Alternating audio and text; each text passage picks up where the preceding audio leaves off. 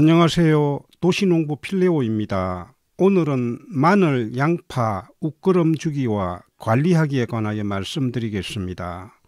마늘, 양파 추비 영상은 지난해도 올렸습니다. 지난해 다루지 못한 부분과 그동안 새롭게 연구하고 공부한 부분을 말씀드리려고 합니다. 올겨울은 유난히 춥고 메마른 겨울이었습니다.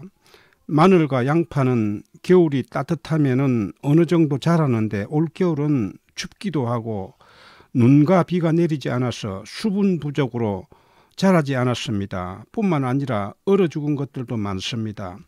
이런 환경에서 어떻게 추비를 하고 또 어떻게 관리를 하느냐에 따라 마늘, 양파 농사 성패가 달려 있습니다. 다행히 3월 들어서부터는 날씨가 풀려서 아침 기온도 영상의 날씨를 보여주고 있습니다. 지난 가을 보온을 위해 씌워두었던 부직포나 비닐은 이미 다 벗겨냈으리라 생각됩니다. 혹시 아직 벗기지 않았다면 내일이라도 바로 벗겨줘야 합니다. 마늘과 양파의 첫 추비는 아주 중요합니다. 특히 올해처럼 생육이 부진할 때 더욱더 중요합니다. 첫 추비를 때맞춰 하고 날씨가 따뜻해지면 마늘과 양파는 폭풍 성장을 합니다. 기다리던 단비가 내렸습니다. 오늘 저녁부터 내일까지 계속 또 비가 온다고 그래서 비료를 뿌리러 나왔습니다. 올겨울은 유난히 날씨가 춥고 또 비나 눈이 내리지 않아서 마늘이 고사 직전까지 갔습니다. 한 일주일 전에 지금 이 덮었던 비닐을 그들 때만 하더라도 마늘이 이렇게 많이 안 자랐는데 그동안에 많이 마늘이 자랐습니다.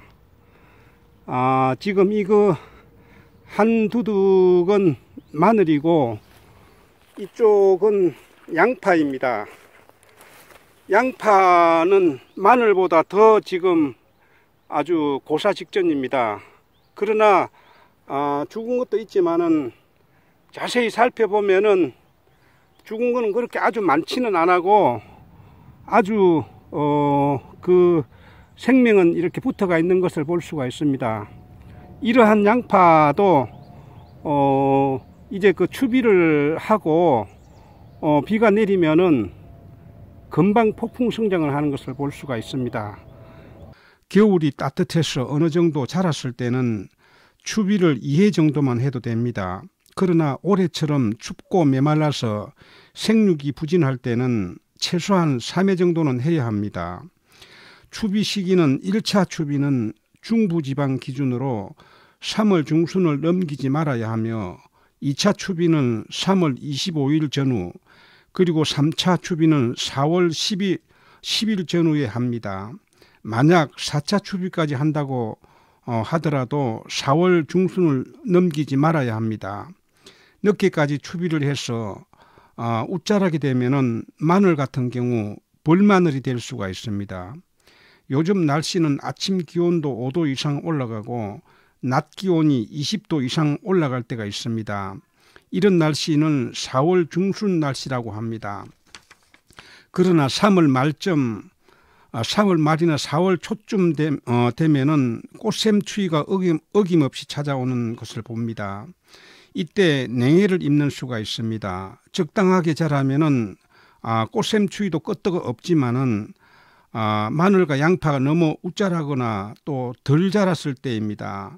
비료를 많이 뿌려서 웃자라지 않게 해야 합니다. 추비를 해야 할 시점에 비가 오면은 금상첨화입니다. 비료를 뿌리고 난 다음 비가 오면은 녹아서 흡수되지만 그러나 올해처럼 비가 계속 내리지 않을 때는 어떻게 하냐고요. 주말 농장처럼 면적이 크지 않다면은 비료를 물에 희석하여서 뿌리면 됩니다.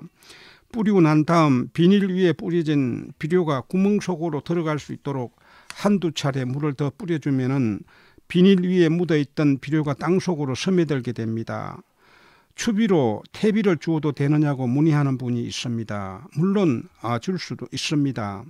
그러나 퇴비로 웃거름을 주는 것은 적합하지 않습니다.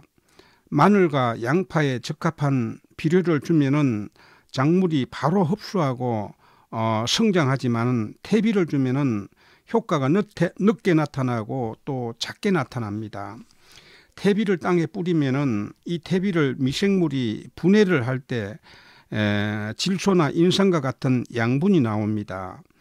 그리고 그 양은 비료와 비교할 수 없을 만큼 작은 양입니다. 퇴비는 미끄럼으로 사용하게 되면 땅을 좋게 하는 성분이 있어 미끄럼으로는 많이 사용하지만은 우끄럼으로는 적합하지 못합니다. 이 원리는 마늘이나 양파뿐만 아니라 모든 작물에 다 적용이 됩니다. 간혹 유기농 생산을 고집하여 비료를 뿌리지 않고 퇴비만 넣고 가꾸는 분들이 있습니다. 이런 농작물은 비료를 적당하게 넣고 가꾼 작물에 비해서 품질이 많이 떨어지는 것을 볼 수 있습니다. 그렇다면 추비는 어떤 비료가 이들 작물에게 적당할까요? 마늘이나 양파를 전문으로 가꾸는 전업농하는 분들은 마늘, 양파 전용 비료인 NK 비료를 씁니다. 이 비료에는 마늘이나 양파를 최적으로 키울 수 있는 질소와 칼리가 적당하게 들어 있습니다. 그러나 주말 농장이나 작은 텃밭을 가꾸는 도시농부들은 전용 비료를 다 갖출 수가 없습니다. 그렇다면 어떻게 맞춰줘야 할까요? 주말 농장이라도 10평 이상 가꾸면서 저처럼 다품종 농사를 짓는 분이라면 4가지 비료만 갖추면 도시농사도 맞춰줄 수가 있습니다.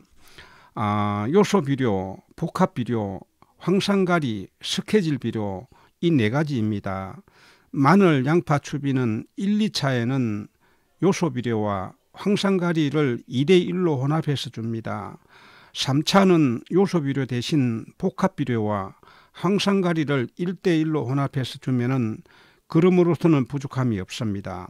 그런데 그 비료들 다 갖추기가 어렵다면은 요소비료와 복합비료 2가지만이라도 확보를 하십시오. 2가지를 적절하게 뿌려도 커버할 수가 있습니다.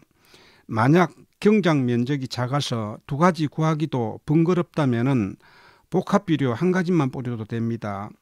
복합비료에는 글자 그대로 질소, 인산, 칼리가 혼합된 비료이기 때문에 1가지만 뿌려도 됩니다. 제가 이렇게 세세하게 설명을 드리는 것은 도시 농부들 중에는 농사의 기억, 니은도 모르는 분들이 많기 때문에 영상을 준비할 때 사이사이에 참고적인 말씀을 드리는 것입니다. 오늘은 마늘과 양파 추비하기에 관하여 말씀을 드렸습니다.